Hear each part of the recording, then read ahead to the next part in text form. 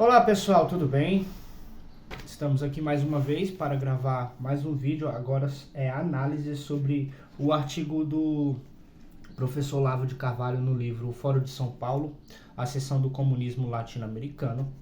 E o artigo é A Maior Trama Criminosa de Todos os Tempos, que foi publicado em setembro, outubro, novembro e dezembro de 2007.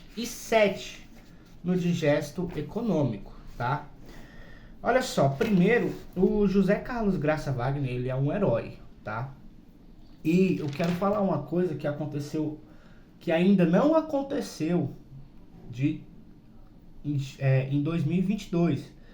Que, ó, em julho de 2022, a jornalista Marta Serra, ela publicou um vídeo em seu canal, vou deixar o link aqui, falando sobre o descaso dos deputados da base do Bolsonaro a respeito do requerimento que a jornalista tinha enviado à Câmara 3 anos antes. 3 anos, ela enviou um requerimento em 2019. E o assunto era solenidade de condecoração ao Dr. José Carlos Graça Wagner. E ainda não houve resposta, tá? O pedido foi feito no gabinete do Bolsonaro, no então vice-presidente Hamilton Mourão, na Damares Alves, no coronel Márcio Tadeus Anhas de Lemos, no Márcio, também no gabinete do deputado Márcio Labre, na Carolina Detone, o qual elevou o Chico Xavier ao status de herói nacional, mas não ao José Carlos Graça Wagner. Isso é uma vergonha, porque, olha, esse pedido foi protocolado no gabinete desse senador, do Flávio Bolsonaro, do falecido Major Olímpio, e até hoje não foi feita essa solenidade de condecoração a este herói, porque ele sozinho juntou os documentos, tá? Ele juntou os documentos de 95 a 99 sobre o foro. A princípio, ele ficou pesquisando sobre qual que era a relação que o Fórum de São Paulo teria com o diálogo interamericano, tá? Só que o Olavo, ele não conseguiu provar por A mais B sobre essa conexão. A única coisa que ele tem foi uma reunião em 5 de maio de 1993 da elite do Partido Democrata, mais o FHC, mais o Fórum de São Paulo. Noticiado apenas no jornal Grama de Havana, a edição cubana. E, curiosamente, este exemplar desapareceu de toda a biblioteca americana. Como que o Olavo sabe disso? Porque ele tinha uma cópia desta edição. Só que a original simplesmente sumiu. Outra coisa que é bom destacar é que é o seguinte.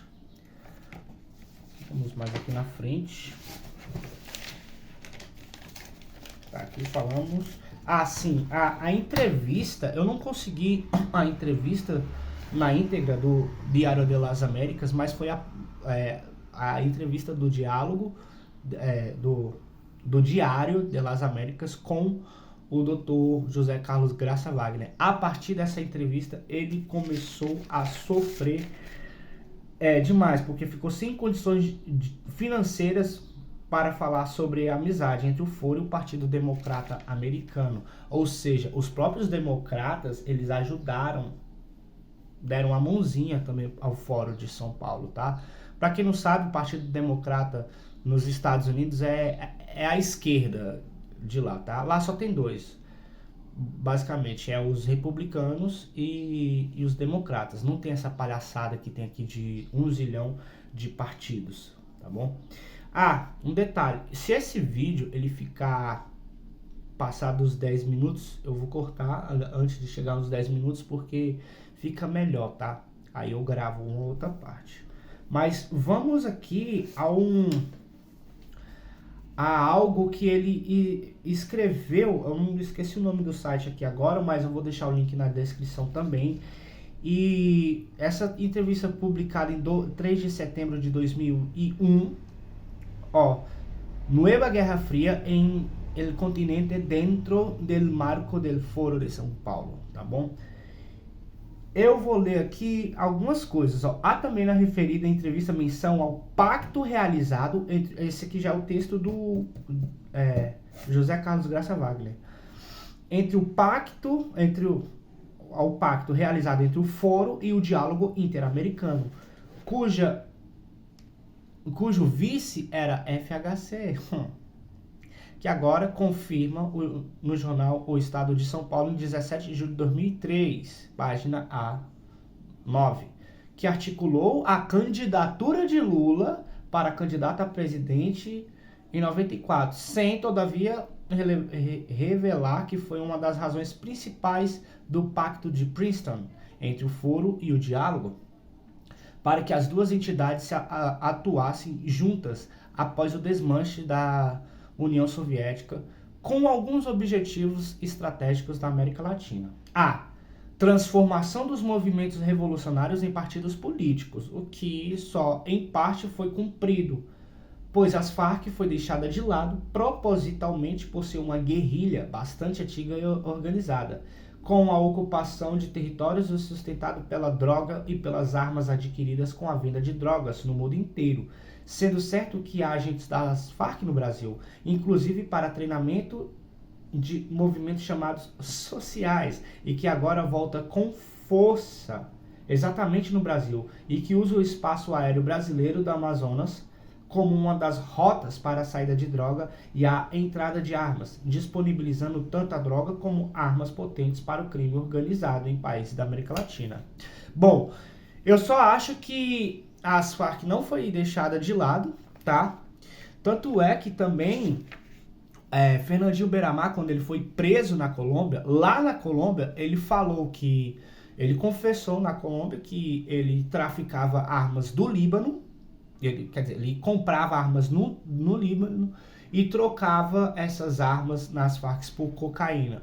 E por ano ele injetava cerca de 200 toneladas de cocaína no Brasil, tá? Então, mas quando ele chegou aqui no Brasil, ele botou o Congresso todo no bolso, fez todo mundo de palhaço e não falou nada sobre isso. Mas ele confessou isso lá na Colômbia. E as Farc treinou tanto o PCC quanto o CV, tá? O Comando Vermelho. E é até arriscado falar essas coisas, porque, enfim, né? Mexer com esses caras é foda. Mas eu creio que eu estou num lugar que não tem tanta influência assim do PCC e do Comando Vermelho. Graças a Deus.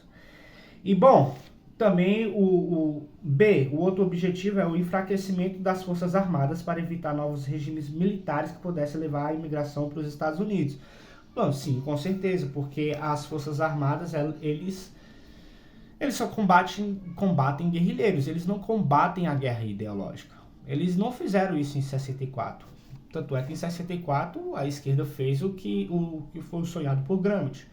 Eles tomaram as universidades, eles tomaram a mídia, eles tomaram os jornais, eles tomaram as classes artísticas, o cinema e por aí vai. E sempre foi contado pra gente essa história que 64 só foi apenas um regime militar, uma ditadura e mais nada, não teve, ou foi época de tortura, etc. Sendo que no próprio relatório deles, eles falam que houve 300 mortos, só que não se sabe se esses 300 foi de realmente tortura, e eles deram esses números. E comparado ao regime cubano, por exemplo, que matou mais de 100 mil cubanos, só nas primeiras épocas de Fidel,